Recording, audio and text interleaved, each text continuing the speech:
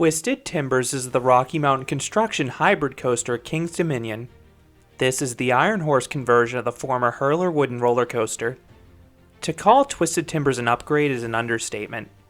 RMC took one of the worst roller coasters in Virginia and transformed it to arguably the state's best ride. Find out what makes this ride so awesome in this review. Kings Dominion opened Hurler in 1994, back when the park was owned by Paramount. Hurler was the only ride ever built by International Coasters Incorporated, and an exact clone of this coaster was also built at Carowinds. And to the coaster's defense, I think it had a good layout. Inspired by Kentucky Kingdom's Thunder Run, the coaster featured a large drop followed by low-to-the-ground turns and a series of bunny hills. My first rides on the coaster occurred in 2006, just after Hurler was retracked, and those rides were very good. The train flew through the layout, and the ride had lots of floater airtime. But when I returned to Kings Dominion in 2012 and 2014, the coaster was much worse. It was running rougher, and a trim brake was installed after the first drop, sapping the coaster of its airtime and power. Kings Dominion originally planned to refurbish the coaster, but they instead decided to hire RMC to transform Hurler into Twisted Timbers for the 2018 season. A clone of Hurler still stands at Carowinds today, and it rides much like the Kings Dominion Hurler did in its final years. Check out my review on that ride if you want to learn more. Twisted Timbers has an odd theme. Placed in the Candy Apple Grove section of the park, the ride is themed to a 1950s apple orchard that was devastated by a mysterious force. The ride itself has a similar look to the older RMCs, with the brown wooden supports and maroon track. It looks pretty mundane to be honest, but the ride's story elements elevate the presentation. The premise is that riders are touring the Hanover Hill Orchard. You have some mangled trees in the queue line and apple items in the station.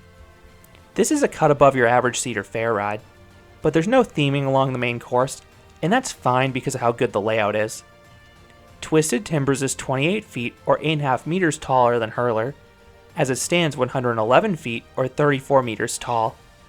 And it's one of the few RMC conversions to add length to the original ride, as Twisted Timbers is 3,351 feet or 1,021 meters long. The ride features nearly 20 airtime moments, plus 3 inversions. I have to give Alan Schilke and RMC a lot of credit for packing that much into a ride of this size. Twisted Timbers is one of 2 RMC hybrids that Cedar Fair built in 2018, along with Cedar Point's Steel Vengeance. And from day one, both these rides had issues with loose articles coming free.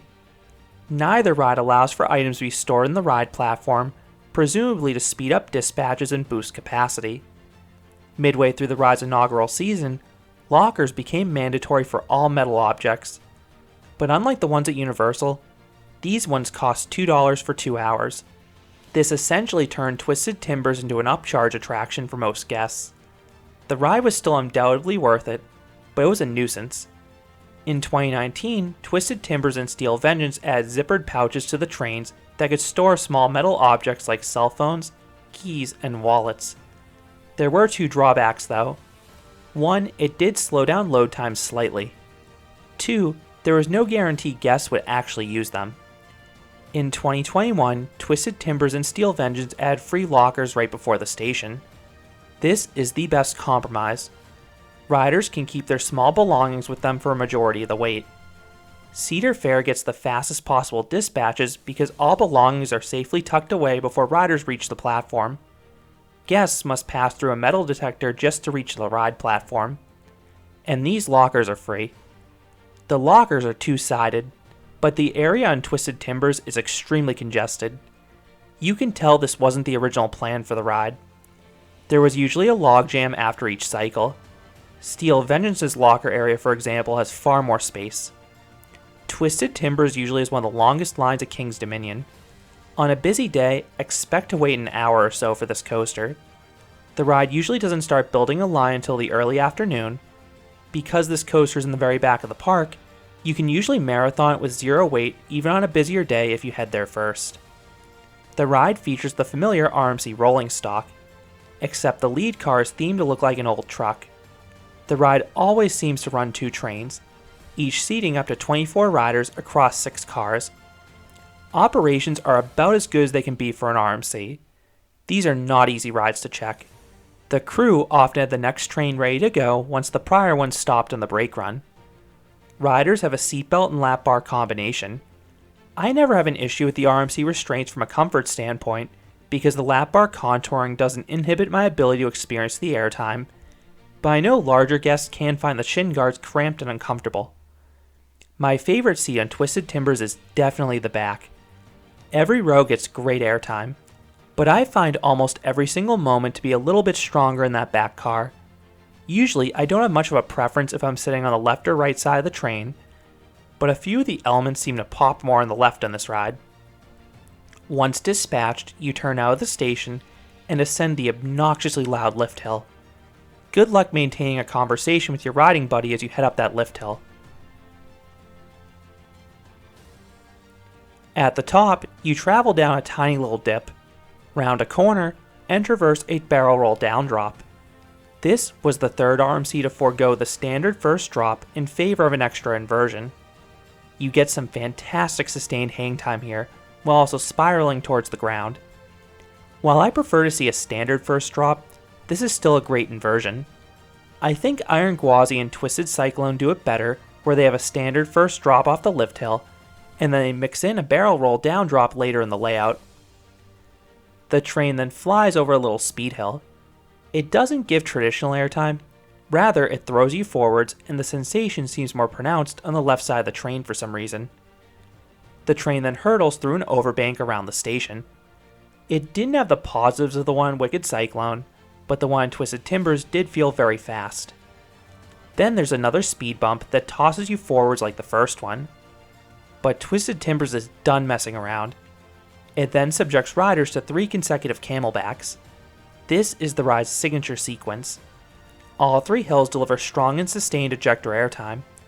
I find the second and third hills a little stronger than the first, but no matter where you're sitting, you will be launched out of your seat for a few seconds.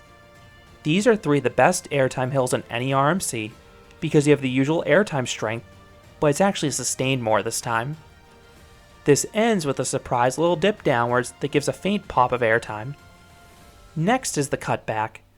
On the left side of the train, you get a little bit of float here, but it feels more like an overbank on the right side of the train because you don't invert quite as much, nor do you leave your seat. You then navigate one of the most underrated hills on the ride. You have this bunny hill that subtly turns to the right, so you get the usually good pop of ejector airtime paired with a sudden lateral jerk. Then comes a bunny hill, giving everyone a good ejector pop. That's immediately followed by this elevated section of trick track that shoots riders out of their seat 2 more times in rapid fire succession. The drop off this element catches you off guard in the back and sustains the ejector airtime for a bit. Next is another bunny hill with an equally powerful burst of ejector airtime, paired with some awesome head choppers with the lift supports. Then comes this bizarre turnaround. It's basically an overbank to the right that snaps outwards at the apex. This maneuver pins riders to the side of the train while also delivering ejector airtime. RMC never fails with these outward banked hills. You then hit another bunny hill that again delivers an ejector pop, and let's take a moment to reflect on what you just experienced. You just charged through 7 straight hills, all delivering thigh-crushing pops of ejector airtime. This ride is tenacious. You then get a relative break and navigate a slow 0G roll ripe with hang time. I think the slower speed actually helps the element, to be honest. Now by this point, Twisted Timbers is out of speed, sort of like Wicked Cyclone on the final lap. You then navigate back-to-back overbank turns. The first delivers a quick sideways pop of airtime. The second isn't banked as sharply, and it's pretty tame. That is followed by a little hump that fails to offer anything this time. But Twisted Timbers does save 2 final airtime pops. The last bunny hill delivers strong ejector pops for everyone. Then you rise into the brake run, which delivers a solid pop up front, and a weaker one towards the back. That ends the coaster. Overall, Twisted Timbers is good pacing. A few of the smaller humps and turns aren't too strong, but the rest of the ride mostly just keeps throwing powerful airtime hills at riders. The ride doesn't have the best sense of speed though. This is one of the slower RMCs, and it definitely feels that way, but the elements still deliver, so it's only a minor issue for me. As for smoothness, Twisted Timbers is glossy smooth like most RMCs. The ride throws you about, but that's very deliberate and from the forces, not because of any track imperfections. So what would I rate Twisted Timbers? I would give this airtime machine a 9.5 out of 10. The quantity of ejector airtime is what makes Twisted Timbers special. Few rides offer as many airtime hills as this ride, and most of them deliver very strong pops. You also have that standout 3 camelback sequence and some nice inversions for variety. This places towards the middle of the RMCs for me.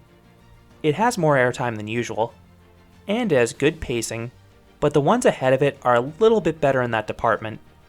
This ultimately was my favorite coaster in the state for a while, but I think I now prefer Intimidator 305 because it offers such a wild ride you cannot get elsewhere. So those are my thoughts on Twisted Timbers at King's Dominion, the RMC conversion of the old Hurler roller coaster. What are your thoughts on this coaster? Do you think it's the best ride in Virginia? How do you think it compares to the other RMCs? Let me know how you think about this ride down in the comments. If you enjoyed this review, I'd appreciate it if you gave this video a like, and you considered subscribing, because there'll be a lot more roller coaster and amusement park videos here at Canobie Coaster. Thanks for watching.